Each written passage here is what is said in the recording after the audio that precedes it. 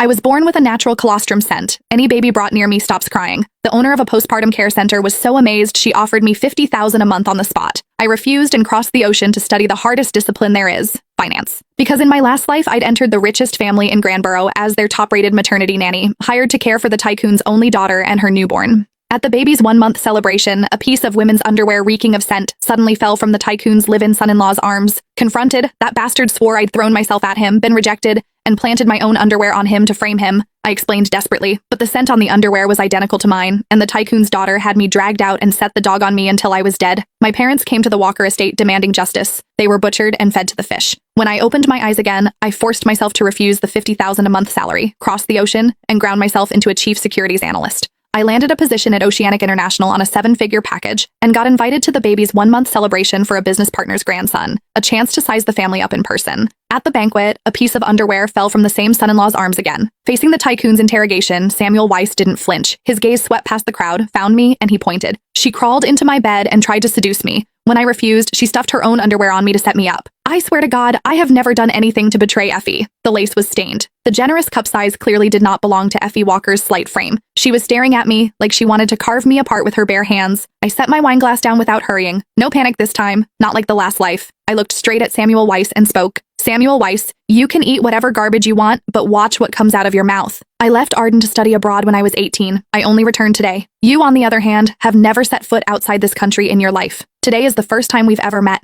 How exactly would I have slipped underwear into your jacket? Seems more like you cheated on your wife and couldn't get enough, so you kept her underwear tucked against your chest to sniff whenever you felt like it. The words were so blunt the entire table went silent. Every guest turned to stare at him. Samuel's face went scarlet, but he kept talking, fighting to save himself. Nonsense! You're one of the maternity nannies in my household. From the very first day, you wouldn't stop making eyes at me. When I ignored you, you got bolder. Last night, I wasn't paying attention for one moment. You pushed my door open, crawled under the covers, and threw yourself at me. If I hadn't threatened to call my wife in from right outside that door and have you fired on the spot, you never would have stopped. His words made Effie's brow crease. Since the birth, the professional nanny team had advised her and Samuel to sleep in separate rooms. Last night, she'd gotten up thirsty for water, and passing his door, she had heard something. Her sharp gaze landed on me. Effie was starting to believe him, and Samuel saw it, so he put on a show and kept smearing me. I saw you were a woman out here earning a living as a maternity nanny, not easy work, so I did you a favor and kept quiet. But I never imagined you could be this vicious. You couldn't seduce me, so now you frame me instead? What a poisonous woman. Effie, Mr. Walker, there is no way our daughter can be left in the hands of a woman like this. She needs to be fired immediately. His words hit Effie right in her weakest spot. That newborn girl was the most precious thing in Effie's world. She turned to her father at once. Dad, a nanny this vicious. Who knows what she's already done to the baby?